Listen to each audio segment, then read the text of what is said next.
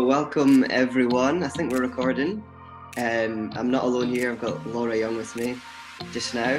I'm Sam from the Baptist Union of Scotland, and we've just thought it'd be a great idea to do some interviews with people over Zoom and just hear a little bit about what they're up to during this weird time for all of us, which we're all in together. So I've got Laura here with me. So I thought we'd just get started. Laura, who are you? Tell us about yourself.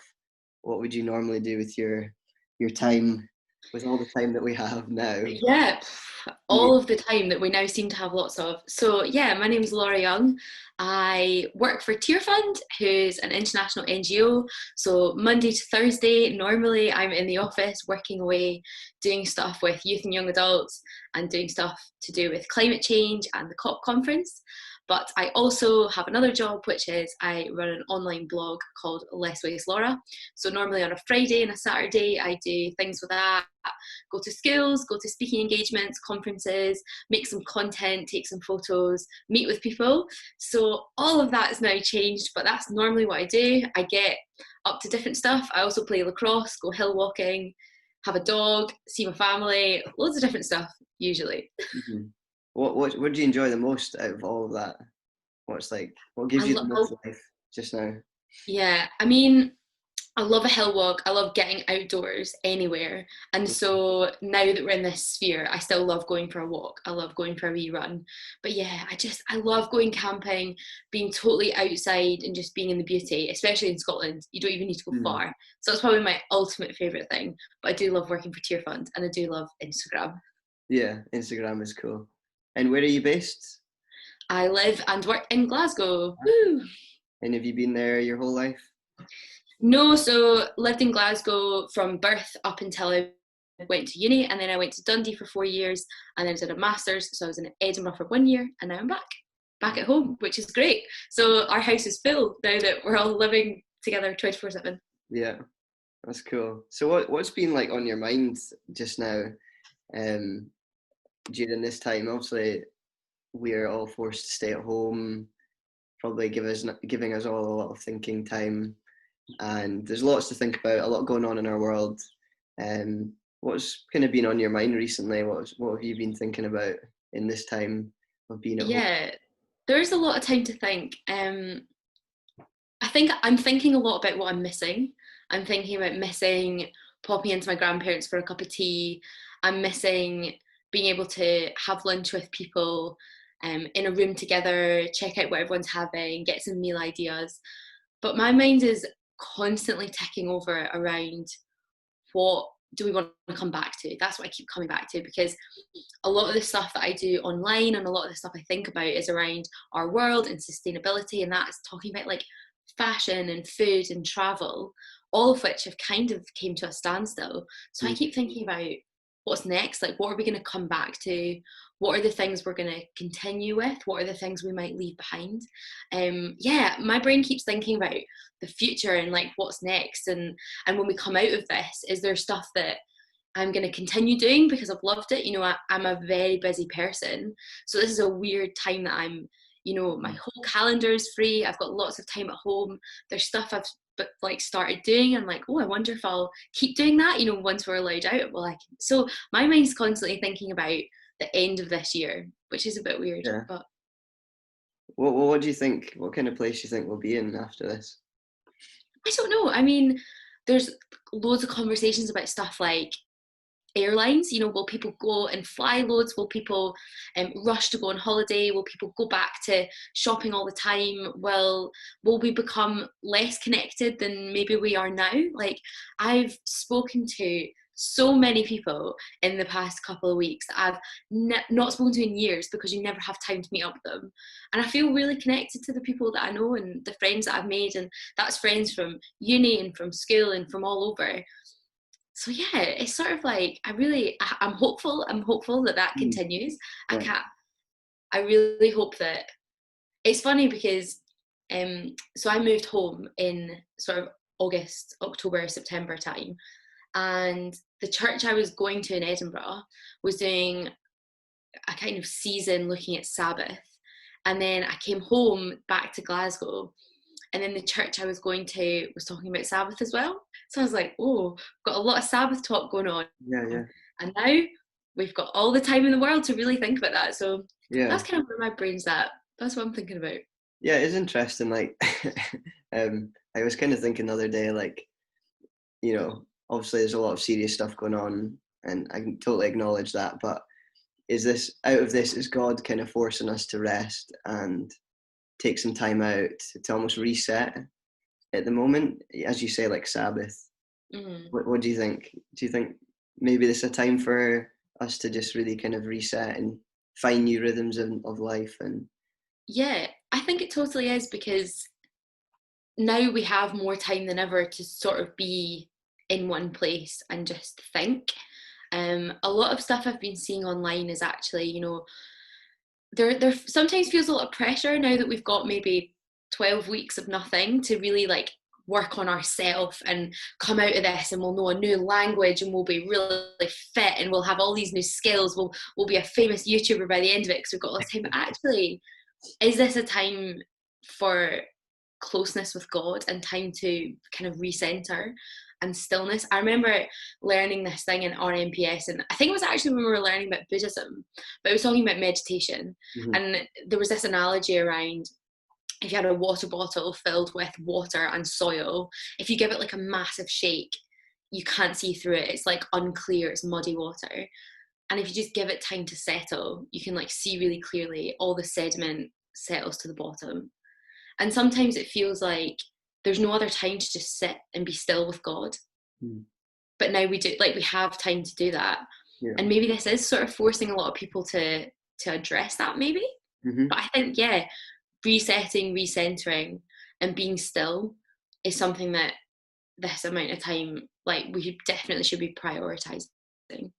Yeah, because, like, to be honest, like the first few days of kind of lockdown and staying at home, I actually found it really difficult, because just to like be still, because obviously we're not in our normal way of doing life. So I've almost been like putting a pressure on myself to try and find things to fill my time. But I almost think I need to do the opposite in some ways. How are you finding that? Are you finding time? Yeah. So our first weekend, so I guess the working from home sort of thing started last week. Yeah. And so me, my mum and my dad, last weekend just there was the first weekend of sort of lockdown. So we were like doing all the washing, power hosing the back garden, doing all the weeds, like, and then we suddenly had to say, whoa, why are we doing this all in the first weekend?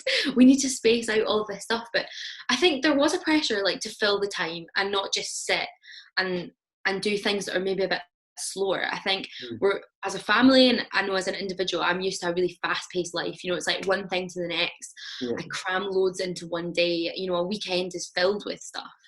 But actually, now that we have space, I don't have to fill it. I don't have to fill it with things. I can relax and maybe say, actually, I don't need to do this thing tomorrow or today. I can do it next week, or I can really look into something different. But I feel that pressure of like, I need to sort everything out within the first 5 days because I've got all this time. Yeah. What things have you been doing, if any, of just kind of slowing down, or things? Yeah. New things you've been doing just now practically?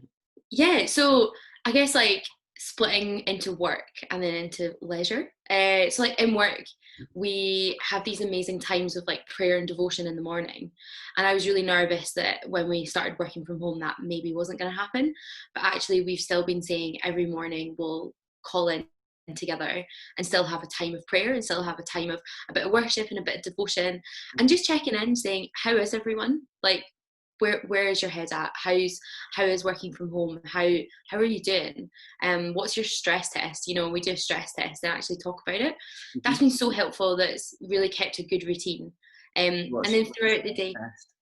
So stress test is, and I guess stress is an odd word, but stress test is from 0, which is like you're horizontal, totally chilled out, to 10, you are at your capacity, you're really struggling with something, and we give a scale. And normally we say if you're around like a 7, an 8, a 9, a 10, that's when we say as a team, how can we help you? Like, what is there something we can take off your load? Is there something we can pray for you? Is there any help you need? And that's amazing to have that sort of support. Yeah, yeah. And I think sometimes when you're at home and, you know, I'm used to working in a open plan office with everyone, and if you had a quick wobble about something, you could just quickly turn to the person next to you and say, oh, I'm struggling to find this thing, or could you help me with this? Yeah. But sometimes when you're in a room on your own, you're like, oh, I don't know what to do. I don't want to bother someone. I know everyone's really busy. And so it's really nice to still have those times in the morning together as a team.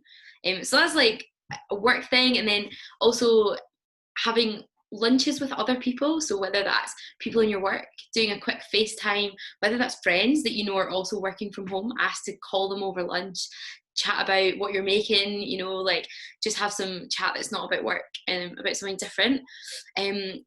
One thing I've tried to keep normal is having a coffee break outside, which is so great. So I've got my favourite mug, which is not this one, which is in the wash. But I have this is one from like the TEDx Glasgow event, but I have a really nice hand-painted Highland stoneware mug. That's my favourite mug to have coffee from. And I love having a coffee every day from it. But every time I have a coffee break, I go outside. So I go outside, I just breathe in, look around, and just have 5 minutes, 10 minutes to myself. And actually that's really important because my step count, if I don't leave the house, is like less than 50 a day, which is awful. And so just being able to take some time to go out is really nice. So that's the kind of stuff I've been doing around work, but I've been doing loads, like trying to be creative with how I stay connected with people.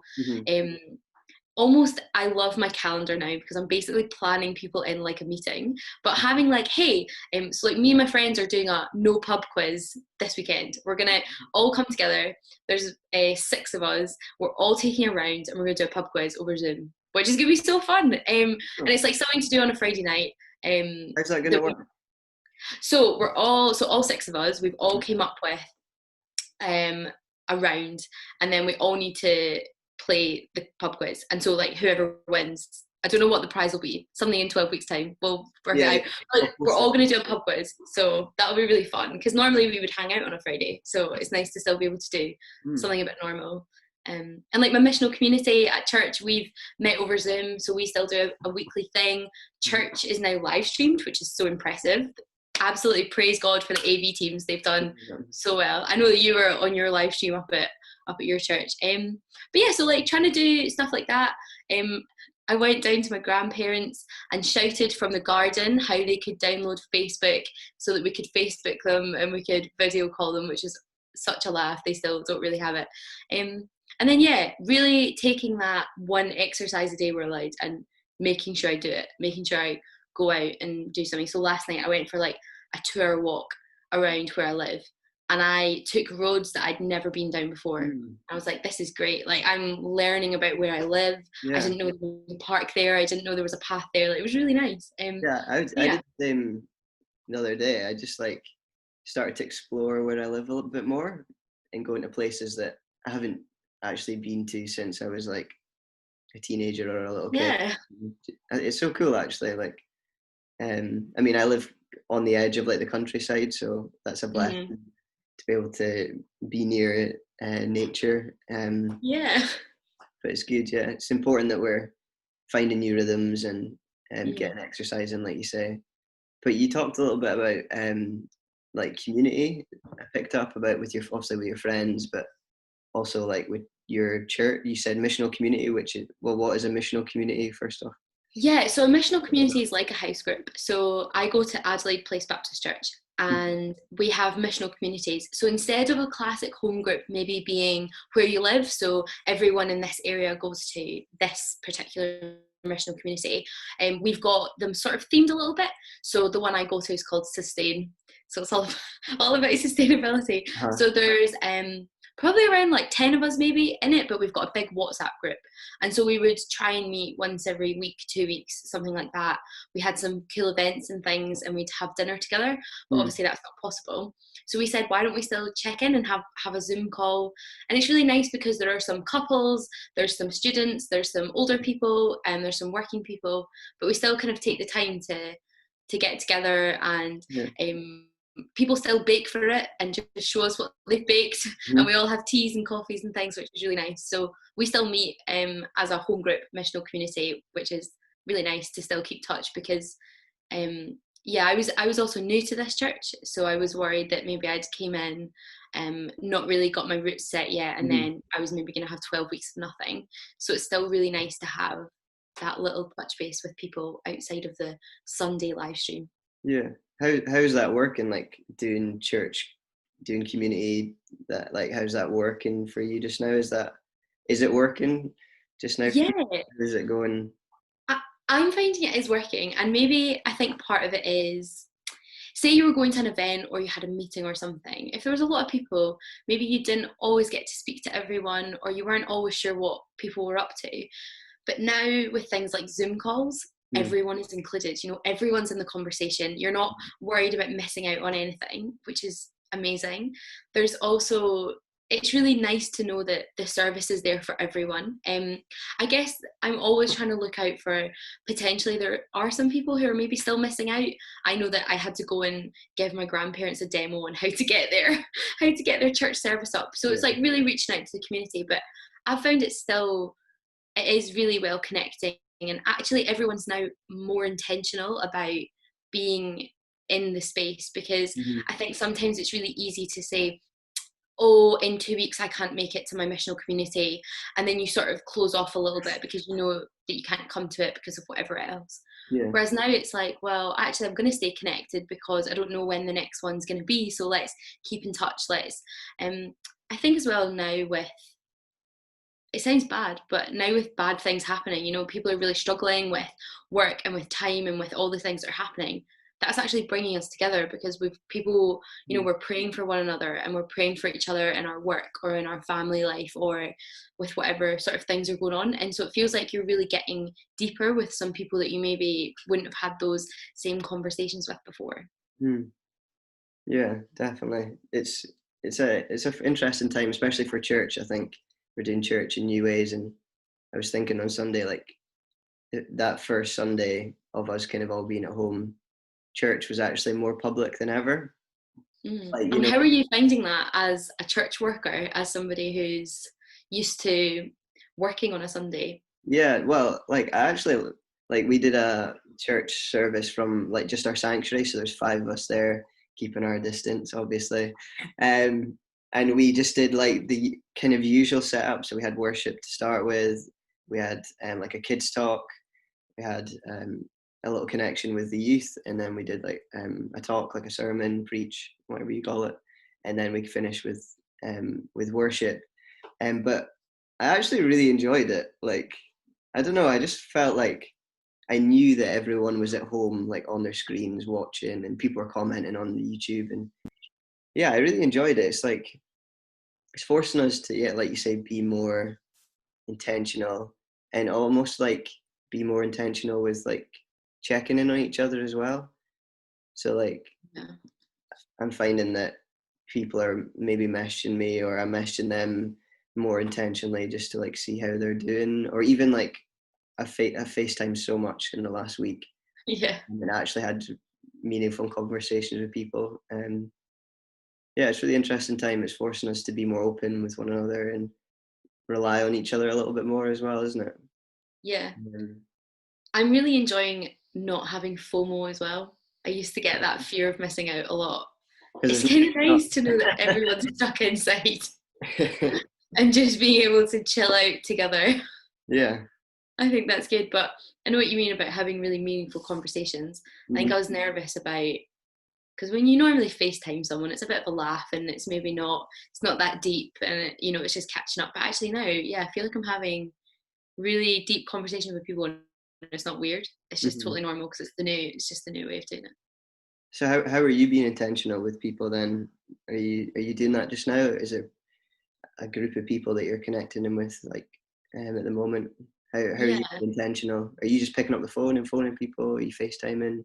yeah, I think so. I guess I think the way I work is in groups. I feel I have groups of people. That's so I've got Not like group the of people. girls. Yeah, yeah. I sort Girls of group. put people into groups. But I guess like being a young person nowadays, Mhm. the majority of the communication I have with people is in group chats. Like that's, you know, it's it's not often that you message someone directly, like one-to-one. I mean, like, it definitely happens, but a lot of the conversations we have are in group chats. And so a lot of what I've been trying to do is say to people, like, should we have a Zoom? Like, should we have a group chat? Like, should we do something? And I guess so like my school friends, we're doing this pub quiz night, and we're going to do that because we're kind of supporting one another and hanging out on a Friday. Being really intentional to reach out to people that I know might be struggling more than others. So my older family or older friends, or some of my friends who live by themselves. So a lot of people I know kind of moved out of a student flat, or moved out to go work for the first time, and are maybe on their own. And so they might need, they don't have anyone in their house for dinner or whatever. So doing a lot of that. And then I think with a lot of Christian groups, it's trying to be more, how can I pray for you? Like how, I guess we can sit and have a FaceTime, and we can, still have our home group, but actually, how can I be praying for you in this time? Is there something I can help you with? And asking people as well if they're connected with other people. Have you met with your home group this week, or is that something you're, trying to do? Would you like to join my prayer group that I have? All these kind of things, just making sure people are really included in the spaces that you're also in, to make sure that nobody's left out. But I guess I've been, like kind of said earlier, but I've been using my calendar a lot and really booking in time for people and saying, actually, we're going to make this intentional. We're going to book in a slot on Friday night. Like, let's have a call, just to really map out your week and make sure you're not missing out anyone. So yeah, I feel like I'm trying to be a lot more intentional, but really intentional with inviting people into all the things that I'm part of, to make sure, because I know that I've just moved back to Glasgow, so moved away from Dundee, moved away from Edinburgh. That was two groups of friends that I had. Coming back to Glasgow, although I grew up here, I don't necessarily have all my school friends still here. So sometimes when I moved back, I felt, I don't have a group, I don't have anyone here. And so I really appreciated people reaching out to me and saying, do you want to join this thing that we've got going on? I know that you've just moved back. So yeah, just trying to do that, but virtually. Yeah, it's interesting. This time is forcing us to stay connected with one another, isn't it? Which is a really positive thing at this time. How are you finding being in a virtual world with people now? So I actually enjoy it. Like you say, people are forced to connect with one another.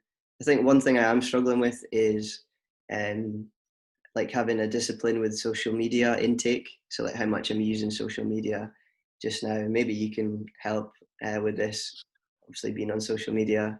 But it's just like, I feel like I'm overwhelmed by social media if I spend too much time on it, especially now because everyone's online and everyone's using that to connect, which is a really positive thing, especially for churches in this time. They're using that to connect with folk, have prayer meetings, worship times.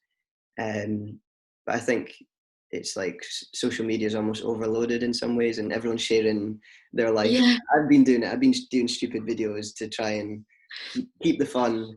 But yeah, I think I'm trying to figure out disciplines of, okay, in this time we're all on social media. How do I not have an unhealthy relationship with social media just now and just like scroll for a long period of time, or get stuck on TikTok, which I've recently downloaded. Oh no, I'm yet to do that, but I think it'll happen. I don't have an account, so you won't see any videos from me, but it's quite funny. So how's your relationship with social media, if you want to use your relationship with social media? My relationship? Yeah, it's something I've had to work on a lot. So for context, if anyone is still listening to this, so I started a blog in 2018, and then it's grown quite a lot, and it's now like quite a big platform, and I could spend every minute of every day on it because there's a notification or a message or a something, I could definitely spend a lot of my time on it. The kind of tips that I've tried to do, so if I'm working, if I'm in my 9 to 5 working job, I try to honour that, because I think especially being at home, it's really easy to have an extra long lunch or have too many coffee breaks or sit on your phone. So I really try and respect. There's no like accountability, is there? In some ways, is there? Exactly. And so I think I'm really trying to respect my employers, Tearfund, the rest of my team and the people that I serve by being really strict with myself and saying my phone is going in another room, or it's going to the other side of the room, or I'm just gonna put, make sure I'm really intentional about when I'm on it. So I normally do is I wake up, I do the It is difficult though, isn't it? Yeah. I normally wake up and do the daily check of Instagram and kind of go through the notifications, and then I go on it at lunch, and then I go on it in the evening, and that's like at least breaks up sort of most of the day. I think as well now with everything being online, it is really hard. I always say to myself, and this is the hard part, is when it's kind of like that betting line, when the fun stops, stop. Because sometimes I'm on social media and I think this isn't fun anymore. This, I'm feeling tired of what I'm seeing, or maybe I'm feeling upset by something I've seen. And so I always say, as soon as I hit that point, you just turn it off, which can be really difficult. Because I think there's definitely that thing about always wanting to be on and always wanting to see. But yeah, so I think for me, I always try and say when it's not becoming fun, I'll just stop. And actually saying, do you know what, in the evening I can go on it for a couple of hours and have loads of fun, upload some TikToks, put some funny stories up, like that's great, yeah, do that. Punch one that you're really bad at, yeah, no, I'm terrible. Yeah, so I think like always just keep it fun, and I always try and get people to chat to me not on social media. So I say WhatsApp, Facebook Messenger, or text me or email me.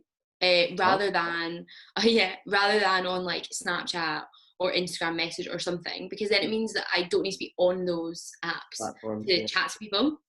And I actually don't have Instagram notifications on my phone, so I don't get alerted to when someone messages me on Instagram or anything, because it can be sometimes a bit overwhelming. So I just try and like limit my time on there a little bit, but it's definitely a struggle. And now like we're in the same sort of field of work, and now that a lot of organizations are taking stuff online, it is hard to say. And one of the lines I'm trying to now work out is, when does work and leisure, like where's that boundary between work and personal? Because now there's stuff happening with youth groups or with Christian church organizations and stuff in the evenings. When do I say, okay, that's working and that's not working? So yeah, well, it's a new season for everyone. We're all trying to navigate it through it. And just, I guess, just to finish this conversation, for those that are watching, hopefully there's some people watching with us. What's maybe something you'd encourage people? How would you encourage people in this time that are maybe feeling discouraged or lacking hope or vision of the future? How would you just one little encouragement just to close? Well, I have a Bible verse, and it is if I was to say guess what it is, 99% of people would already know what it is, but I think it's really relevant. And I remember, like, throughout my growing up of being a young person, it's always been something I've came back to. So I think it is an oldie but a goodie. So it's Philippians 4, 6 and 7. Yeah. Everyone will know it. Quality. So it's, do not be anxious about anything, but in every situation, by prayer and petition, with thanksgiving, present your requests to God. And the peace of God, which transcends all understanding, will guard your hearts and minds in Christ Jesus. And I just love that part about by prayer, because actually the word unprecedented has been used way too many times, but this is an unprecedented time, and this is having such a big effect on people in general, on the vulnerable, but also on young people. I mean, I can't imagine what it was like, or what it is like, to be at school and then suddenly be told, actually, you don't need to sit your exams, and then have that uncertainty of not knowing what's happening yet, or being at university and maybe you're in your first year and it's all sort of gone a bit doolally, or maybe looking up towards your older brothers or sisters or friends and thinking, oh my goodness, how can I support them? And I think that this is a time that prayer is essential, and is one of the best things that we can do. So yeah, my piece of advice would be that verse, and really what we're talking about, recentering, resetting, having some time of prayer, and really getting stuck into some resources. So find some good quality social media pages, Christian organisation social media pages, or maybe your church has some, and get linked into them, so that when we're on social media we're seeing really helpful stuff. And yeah, just be really intentional with reaching out to your friends. Love it. Thank you, Laura. Thanks You for are so welcome. thanks for chatting with me for however long it's been, maybe like 20 minutes or something. But I love it. Really, really good to hear how you're getting on and what you're up to, and that it's great that you're doing well in this time.